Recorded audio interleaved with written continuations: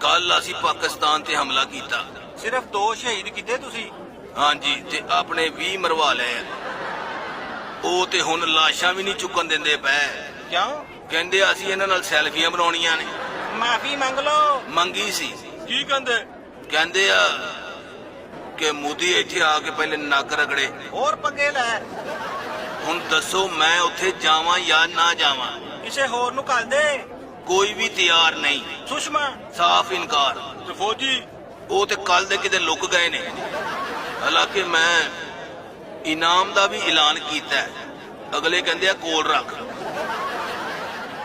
ਹੁਣ 2 ਹੀ ਰਸਤੇ ਰਹਿ ਗਏ ਨੇ। ਕਿਹੜੇ? ਜਾਂ ਬਾਰਡਰ ਤੇ ਜਾ ਕੇ ਗੋਲੀ ਖਾਵਾਂ ਜਾਂ ਆਪਣੇ ਆਪ ਨੂੰ ਗੋਲੀ ਮਾਰ ਲਾਂ। ਦੱਸੋ ਹੋਰ ਕੀ ਕਰੀਏ? ਗਏ ਸੀ ਤਮਾਸ਼ਾ ਲਾਉਣ, ਆਪਣਾ ਸ਼ੁਗਰ ਲੱਗ ਗਿਆ।